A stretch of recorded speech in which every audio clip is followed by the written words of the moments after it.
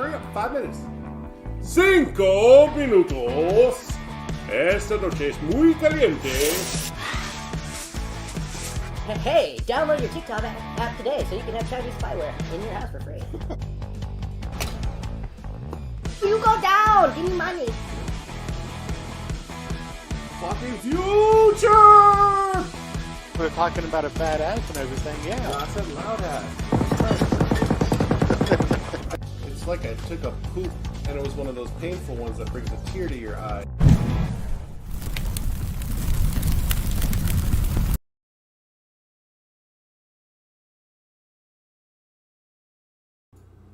Oh, okay. I see how it is. Y'all just gonna get up and forget about me. It's cool.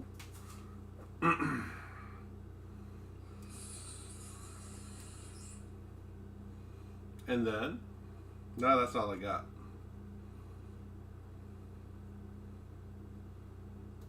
Oh, that shit says Tetris 99 still. Well, the shit was being dumb the other day, so I never changed it. Okay. Refreshed, updated, contemplated. What you think, dog? She cute. We'll keep her. Keep her because she's cute. Not because she's cute, but she's cute and we'll keep her. Does that make sense? Another thrifty nifty. Yep. I don't know why it keeps on disconnecting the camera for Discord. It's an asshole. It's a fucking asshole. We have been drinking the 111. Last week we did a extra special Booby Roosie, but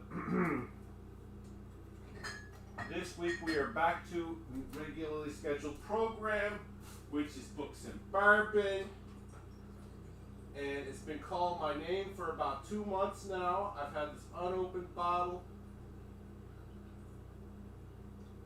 of chicken cock just sitting there calling my fucking name. And today it shall call my name no more, because I'm putting the cock in the mouth. What? Chicken cock, that is.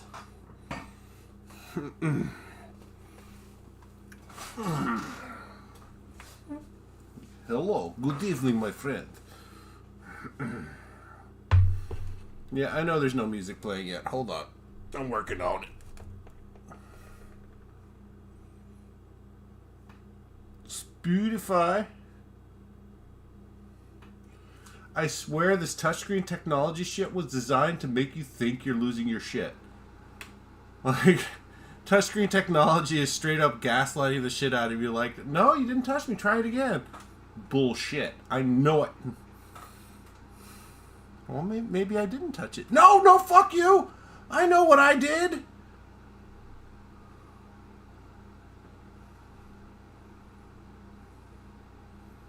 You know what I'm saying? You know what I'm saying. Unless you guys don't have that problem. In which case, fuck you too. Some bullshit.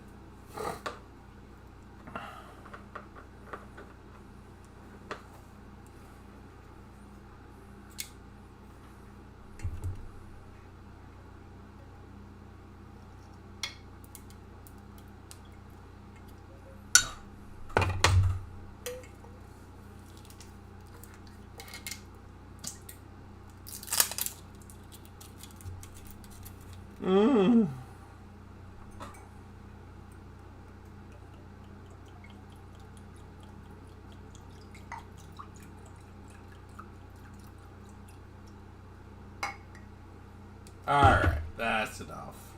Save some for next week, right? Maybe. Perhaps. We'll think about it. I can get 15 cents for this bottle in Vermont. So if I drove all the way up to Vermont, I've got another bottle here somewhere. Do I not? Oh, yes, I do. So I'd get 30 cents. I threw the other one out, so much for 45 cents. Recycling's totally not a racket, guys. Save the planet. Yeah. when I was like in 4th and 5th grade, I was pretty passionate about that shit. About the whole saving the planet spiel. But once you figure out that it is an actual spiel, it doesn't matter if some people have their hearts in the right place. It doesn't matter. At the end of the day, it's just a big honking scam. Oh yeah? I wasn't expecting that. Out of nowhere, I just heard, oh, like, whoa. Easy, Bubba. It's my show. Don't be stepping on my fucking toes. That mother fudge it.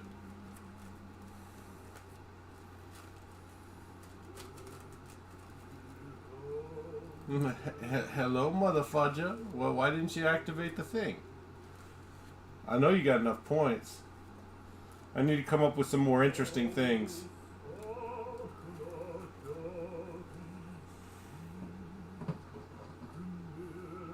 Sup, sir? Sup? Do I strike you as a sup kind of guy?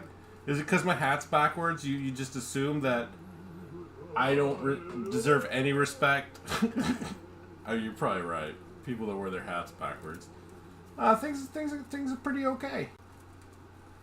I don't want to. Does it look the gift horse in the mouth? Things are pretty damn good over here.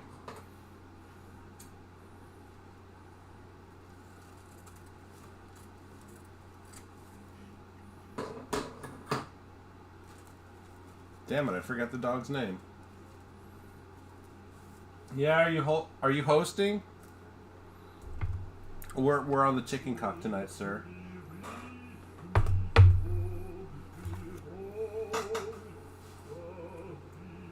Oh my God! Why didn't anybody say anything? Your text is covering up my dog's face. There we go. Still, it doesn't matter. Today? Man, she's always tired. Is that how you spell tired? Or is that extra? That's why you spell it like that. So we can understand. It's got extra heft to it.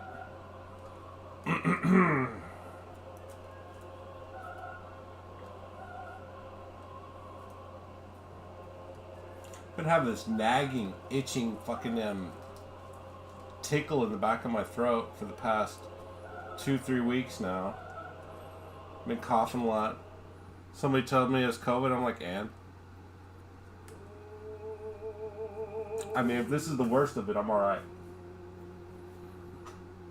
Ah, there's my book.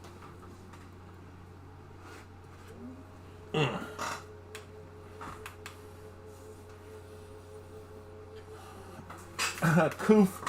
How long is it supposed to last for? I think we've passed the point of no return on that whole... Oh, horse paste? Oh.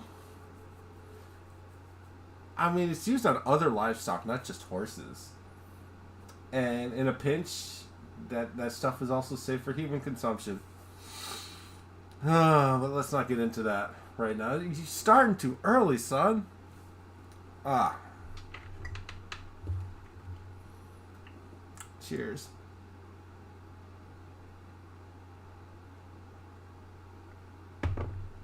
That was 2 weeks ago when I mentioned that my dad was talking shit on my Hello Kitty cup. He said it looked girly.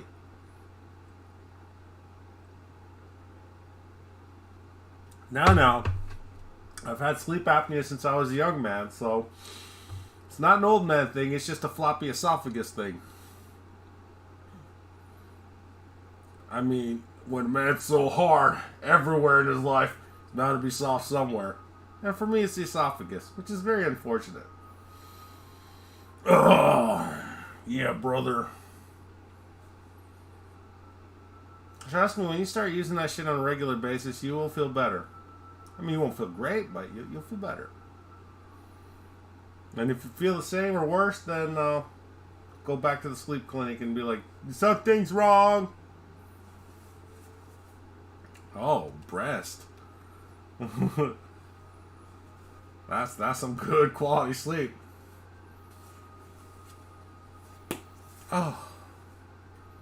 That first sip of chicken cock, and I ruined it with this fucking damn cheek full of backy. Like, I got the backy burn, and then I got the whiskey burn, but it's just not quite right.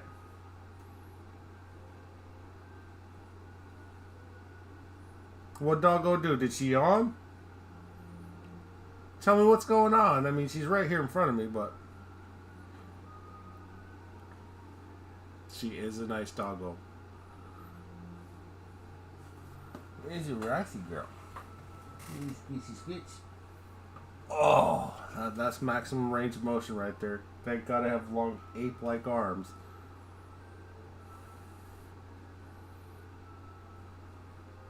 His range of motion is not нет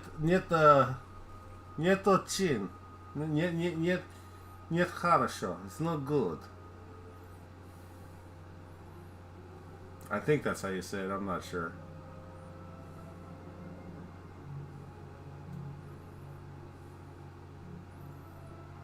Drinking less? Why are you drinking less? You're not getting all the overtime you need? Or whatever, however they issue your life tokens?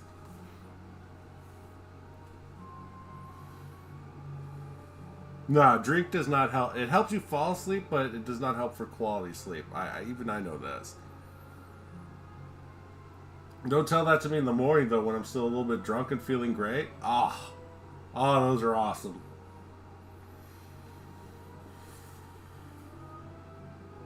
We're ever going to read this book? Maybe, at some point.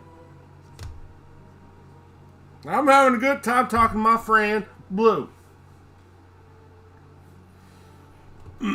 When's the next time you guys got going on over in, like, Georgia or Florida or whatever?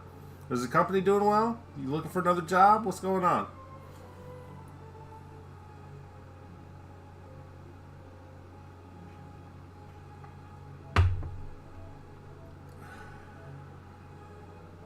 Oh, now you got a tiki torch. Now people know you're a white supremacist.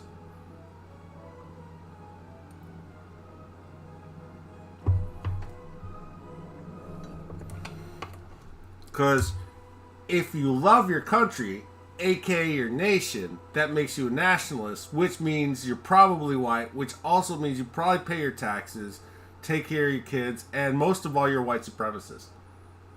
You can't love your country, otherwise you're a Nazi.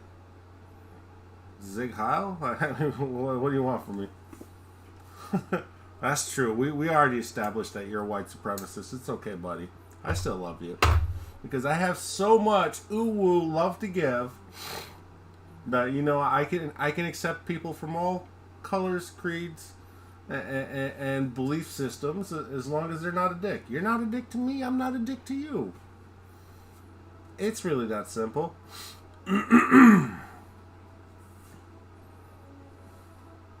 Yeah, I'm thinking about getting one too. But it's a question of, do I want to drill a nifty little flagpole in my brick columns?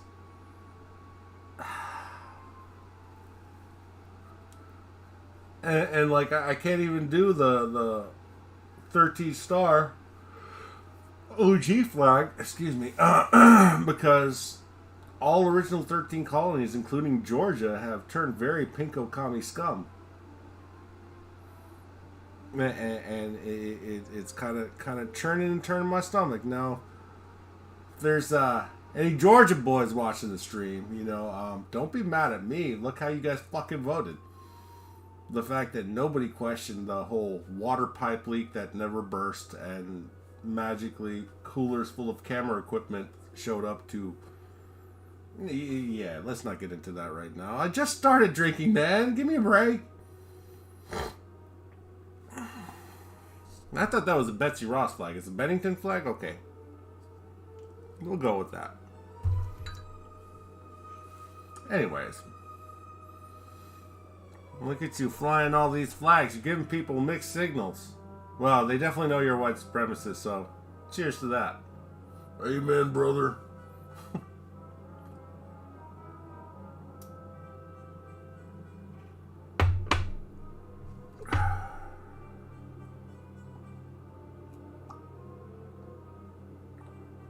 I'm on several lists. I went under Bush and I got out under Obama, so I'm on all the fucking damn Alphabet Boys lists, and you know it's fine because I ain't doing nothing. I'm minding my own business. If people want to listen to the nonsense that I have to speak, then so be it. If they don't want to listen, well, so be it. I mean, I think the reason why we don't have an audience of 5,000-6,000 plus people is because the people that I would be speaking to who generally agree with me probably work for a living. So, you know, either that or they just got off work and they're too tired to be listening to some nonsense and watching some guy play video games. My target audience is lost on me.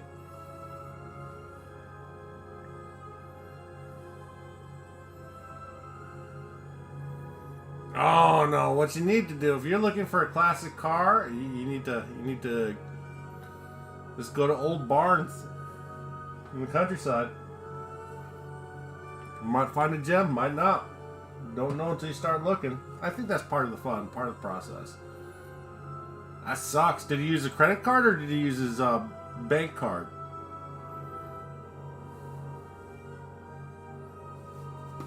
That's not a small chunk of change.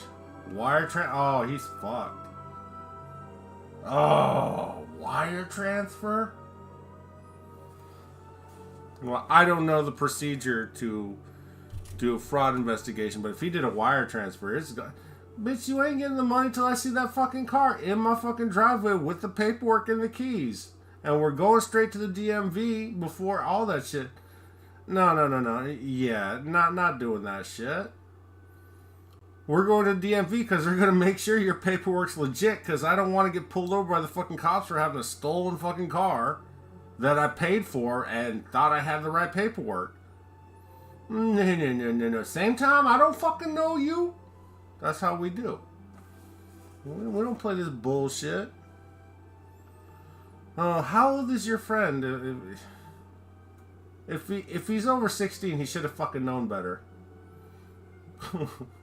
But, you know, and you even told him as much, so buyer beware, kids. I don't trust the fucking internet.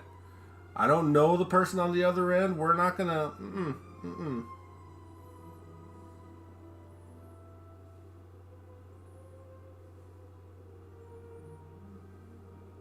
Supposed to, but what happened that it didn't? Well, I don't know. Because I still don't know what the hell escrow is. Is that the bad guy from Earthworm Jim?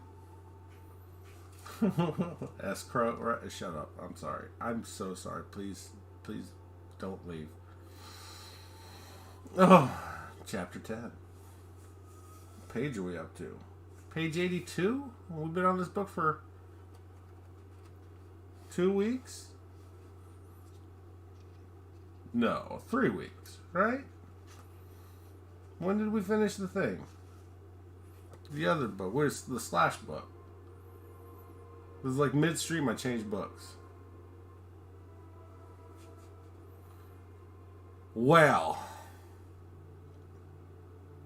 they slick. Yeah, I for a fucking Buick though? A Buick? That'd be one thing if it was a 69 Lincoln with the suicide doors, but a Buick? God damn. No, I'm not going to do Starfield. It's broken trash. I'm good. And people are, the company's telling modders not to do the no pronouns mod. Like, don't do that. You'll be in big trouble because pronouns are important. And I'm like, okay. But how I talk about a person when they're not there is none of their fucking business as far as I'm concerned.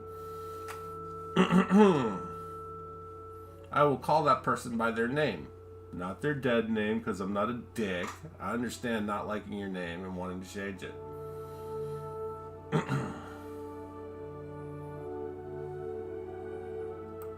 Shaking my salami? SMS. You sending me a text message? I got my shit on silent. Oh, that was the car you were supposed to get? Who was he, Boss Hog? No, Boss Hog drove Cadillac.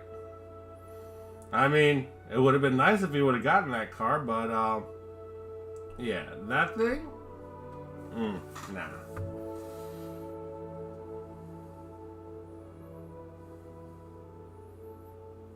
Nah. To you, maybe. I wouldn't spend that much on it.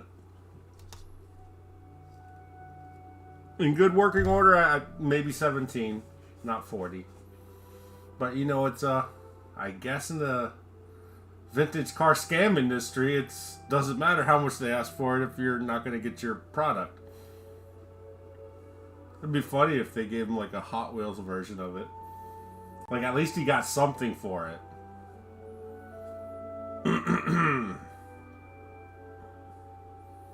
Yeah, I don't do transactions online, and if I do, I keep them small.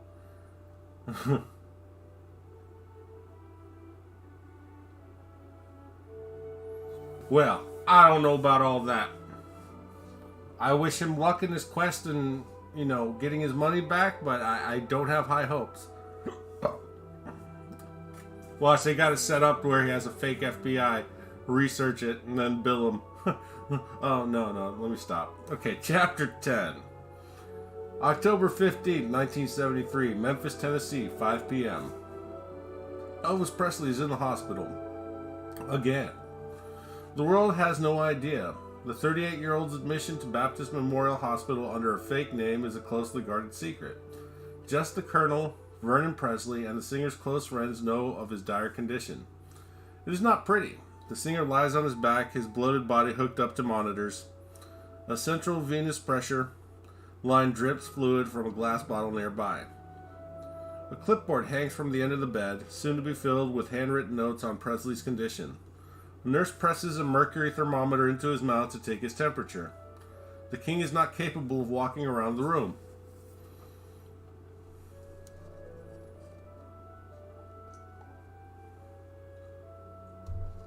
He doesn't want to have an online... Does he not have a phone either? A smartphone? It was just 6 days since his divorce from Priscilla... became final. But 2 beds are being set up in the king's private room. One for him and one for girlfriend Linda Thompson. She'll stay here as long as Elvis is a patient. That may be a while. Dr. Nikopoulos originally thought Presley's breathing difficulty was an isolated incident, and he sent nurse Tish Henley to Graceland to be with the singer. But it rapidly became clear that Elvis needed to be in a hospital. Dr. Nikopoulos, so, you know, the Simpsons Dr. Nick was a ode to Elvis's personal physician. At least that's what I think it is, because, you know, Simpsons is full of layers and layers of inside jokes, and since Matt Groening and crew are a bit on the older side, it wouldn't be surprised if they knew. Hi, Dr. Nick. Hi, everybody. I do that and people they don't get it. It's like, hi, Dr. Nick. Anyways. I kind of stopped doing it for a while. I might start doing it again just because. And then you guys will be like, hi, Dr. Nick. Anyways, shut up. The king's face is jaundiced. He has severe respiratory distress and toxic hepatitis. His abdomen is distended, and he weaves in and out of consciousness. Presley's current condition began a week ago in Los Angeles when he passed out in front of Linda Thompson. Panicked, Thompson called Dr. Nick, who immediately ordered that the singer be flown back to Tennessee. There, his condition continued to deteriorate, leading to his current hospitalization. Dr. Nick orders an extensive battery of tests. Baptist Memorial is a massive institution, as large and as tall as the Las Vegas Casino, with some of the best medical technology in the South. 9 other physicians are called in to consult on the bizarre symptoms exhibited by Presley. The first concern is his heart, but results show that his cardiac condition appears fine. However, liver function is limited, with the hepatitis likely to be a culprit. Ooh, hepatitis. Naughty, naughty, Elvis. Anyways. So this guy is more of a paranoid freak than you? Shocking. He seems like he would be a cash, not a wire transfer kind of person. If you don't want an online presence, you know.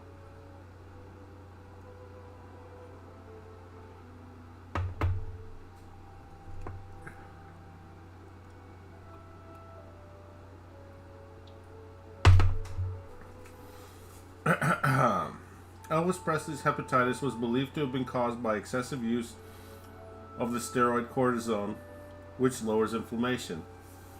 I think his hepatitis was caused by all the fucking barbiturates he was eating.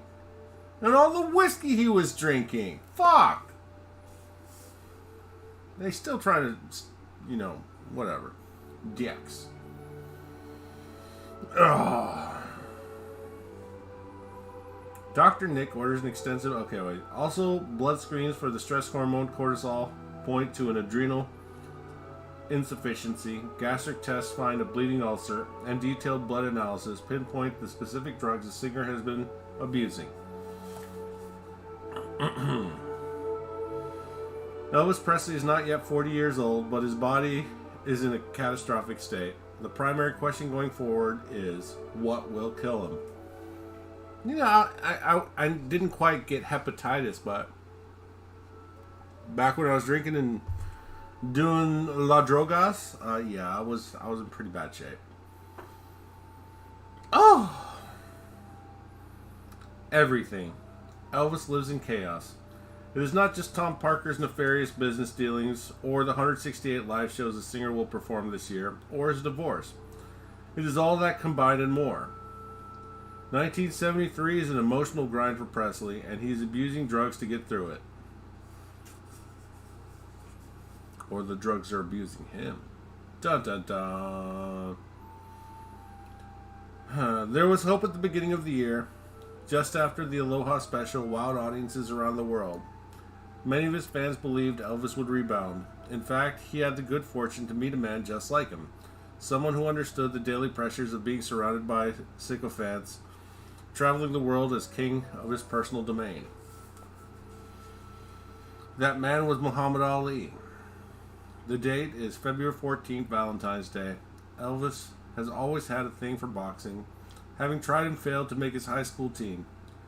In the 1962 film Kid Galahad, he played a fighter enjoying the physicality of the role. So he makes a point to engage the 31-year-old Ali when the boxer arrives in Las Vegas for a fight. The two men have met before when the greatest came backstage after one of Elvis's shows. All my life I admired Elvis, Ali will remember. It was a thrill to meet him.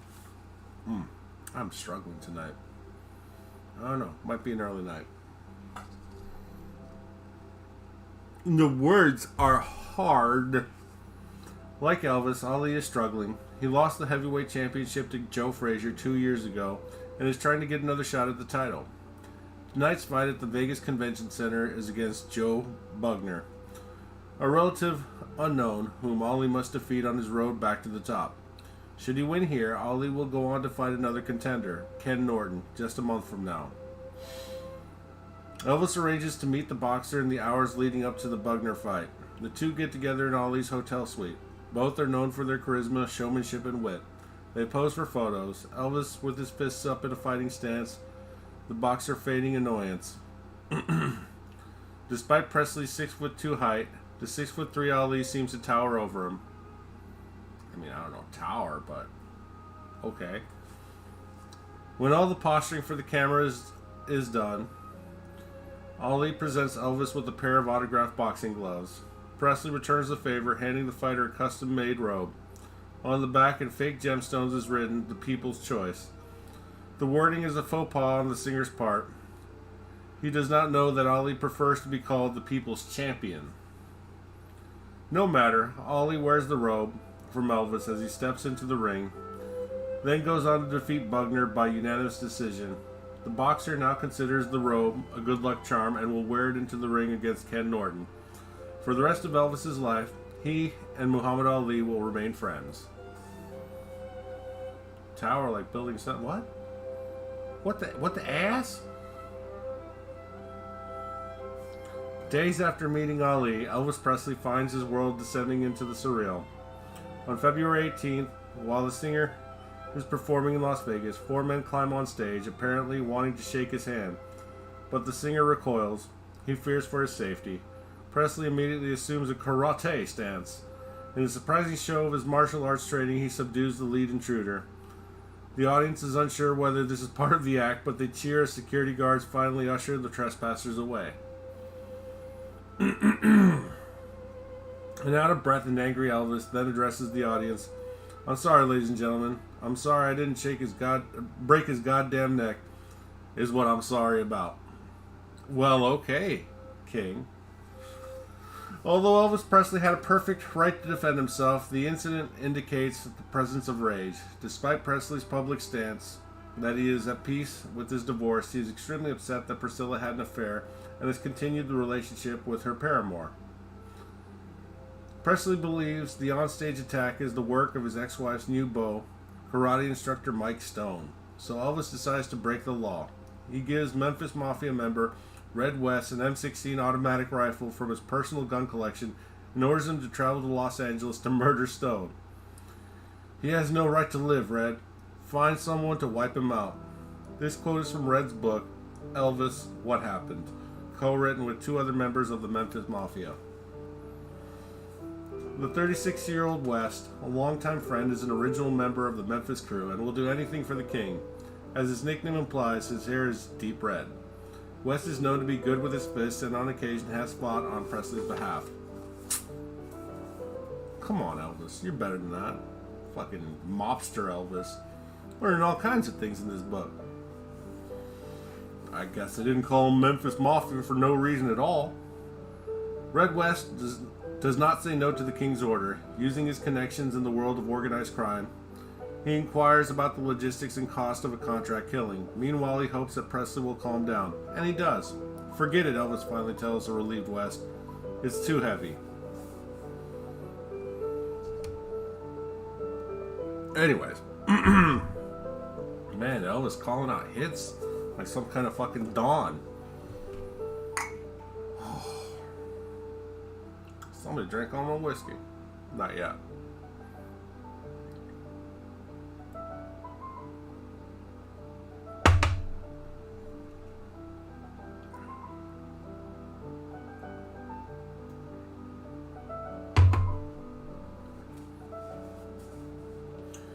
On February 23, less than 1 week after the onstage attack, Anne Margaret attends Presley's Las Vegas show. It is decades since their romance and she is happily married. In an homage, the king orders Lamar Fike, the lighting director, to aim a spotlight where Anne Margaret is sitting, illuminating his former lover for the rest of the show. Keep the spotlight on her, man. She's beautiful. I want to look at her, Elvis says from the stage so everyone in the audience can hear. And then there's Vernon Presley, Elvis's 57-year-old father. He is close to his son and works out of an office in Graceland. Vernon was raised in poverty. His own father was a sharecropper, barely able to support the family. When Elvis's mother, Gladys, died in 1958, Vernon quickly married a woman named Dee Stanley. The singer did not like that his father remarried so quickly, and there was tension between the two men. Nevertheless, Vernon is a constant in Elvis's life, basking in the reflected glow of his son's celebrity. He often travels to concerts, and Elvis is fond of introducing him from the stage. When home in Memphis, Vernon Presley patrols the gates of Graceland to meet guests on his son's behalf. By associating closely with Elvis, he has all the luxuries life can afford. But the tension remains. In a bizarre series of events, Vernon seeks to break out of his son's shadow. He writes a song called Don't Close Your Door, recording it in the secrecy of his Graceland office. The song goes nowhere, but Elvis is aware of it, and so are some of his friends who whisper that Vernon is an opportunist, which may be true. As Elvis lies in his Memphis hospital bed, certain facts come to light. The pieces in the jigsaw puzzle is that Presley's health start to come together. Early this summer, while living in Los Angeles, the king began to see a spinal specialist. At the time, Dr. Nicopolis was not informed. The unnamed West Coast physician prescribed a cocktail of highly addictive Demerol and the steroid methylprednisolone. The latter powerful drug can lead to a disease known as Cushing syndrome, which caused the puffiness in Elvis's face. This malady will persist in some form for the rest of Presley's life. Well, some bitch. Another persistent condition is a headache brought on by post-concussion syndrome. Amazingly, that night long ago during the filming of Clambake, when Presley fell and slammed his head into a bathtub, still haunts him. Monitoring the singer in the hospital, Dr. Nicopolis, at the behest of Colonel Parker, prescribes methadone and phenobarbital to mitigate Elvis's drug withdrawal. To fix the many ailments coursing through his system, Presley continues to ingest a small pharmacy. Lasix, Mylanta, Colas, Dulcolax, Valmed, Vistaril, and Darvitron. Barely able to function, he is released from Baptist Memorial on November 1, 1973, though not before being diagnosed with glaucoma. On top of the swelling face, constipation, and headaches, Elvis is slowly losing his eyesight. Elvis was given a prescription for special sunglasses to mitigate the damage for his glaucoma. For the rest of his life, he would remain in the habit of wearing gold aviator sunglasses in public and on stage to prevent the pain that came from strong sunlight and bright stage lights. Well, that explains the ugly sunglasses. But no matter what condition Elvis Presley is in, Colonel Parker continues his deal making. He signs contracts for Elvis to kick off 1974 with another grueling round of Las Vegas performances. After all, the show must go on. Alright, well, since we're not popping right now, I'm going to take a quick break and sit here and chat with you, my one single solitary viewer that they still want to count. I'm sure you guys are still here, but you know, if you're not chatting or refreshing constantly, it eventually says, oh, well, they don't exist. I'm like, what the fuck is that all about? Who said interaction was mandatory? I mean, I like it, but it doesn't have to be a thing. Well, you know what could be a thing is me ending the stream. Well, I appreciate the support, but it seems like we're going backwards again, even though I've done my best to stay consistent, kind of. But I am very, very burned out.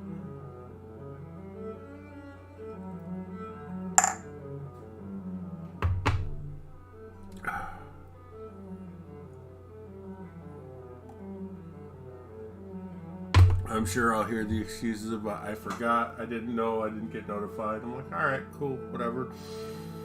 Doesn't matter. It's not the handful of people I know directly. It's just between Twitch not promoting me ever, not notifying people. I mean, I'm still here. I'm still standing. I'm still standing. I don't know. That's how that song goes, right?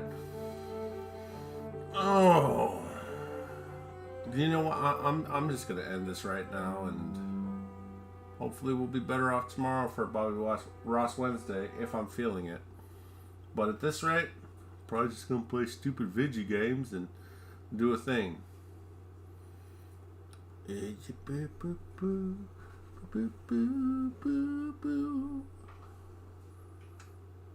a cult, I'm telling you. Did that work? Can you see my little doggo standing on his dunny? Anyways, I will talk at you guys later. Have a wonderful night, and penis. I'll be back on tomorrow around 8:30, 9 o'clock. For all the people that want to come back. And for those that don't, fuck you! I mean, what? I mean, love you guys. Bye!